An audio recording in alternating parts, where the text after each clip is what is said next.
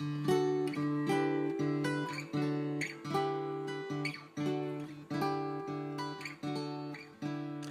there, and welcome to this edition of Thought for the Week.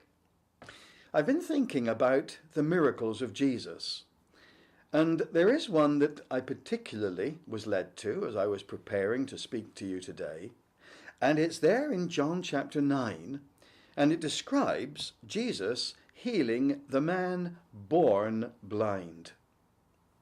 Now, John is very keen that we should understand that Jesus is the Messiah and that it is through faith in him that we can be saved.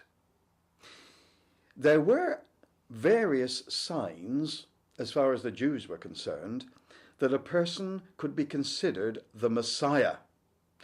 One of them was particular miracles that only Messiah could perform. One of them was healing of blindness, but healing someone who had been born blind, not someone who had developed blindness and could be treated, but someone who had been born with no sight at all.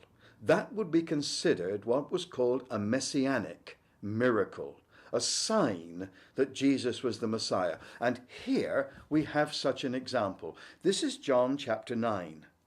Jesus saw a man blind from birth. His disciples asked him, "Rabbi, who sinned, this man or his parents, that he was born blind?"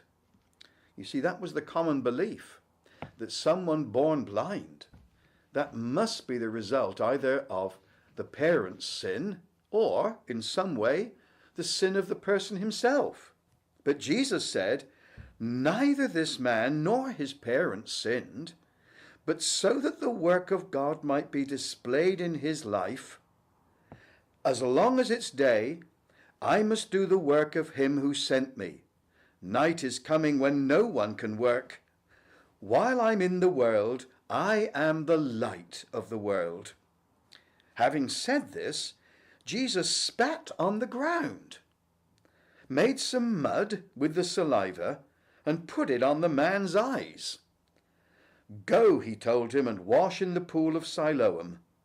So the man went and washed and came home seeing. Isn't that something? But what a remarkable thing. Here then was a man born blind, and Jesus, to heal him, made mud with some of his own saliva and smeared it on the man's eyes and told him to go and wash in the pool of Siloam and he'd be healed. Well, it's a curious thing, isn't it? And if you're familiar with the New Testament, if you're familiar with the gospel accounts, you'll remember that Jesus healed a number of blind people.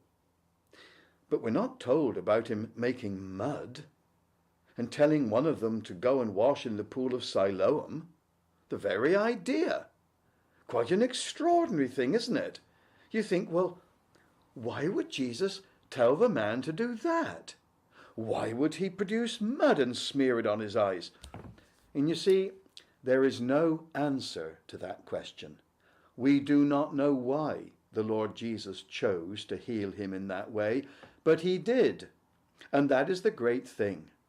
You can never second guess the Lord. You can never tell how he is going to bring particular blessing into a person's life. All you can say is that if we ask him, he will.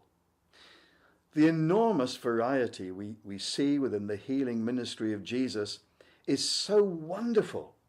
Jesus knows precisely how he's going to bring blessing into your life, at whatever level. He knows how he's going to bring blessing into my life. I find that so exciting. But then, being a Christian is exciting, isn't it? Allowing Jesus to have his way with us. You never know how he's going to bless you next. But he always will. And that's encouraging. Well, bless you. Thank you for listening to me. I look forward to speaking to you again next time. Bye-bye for now.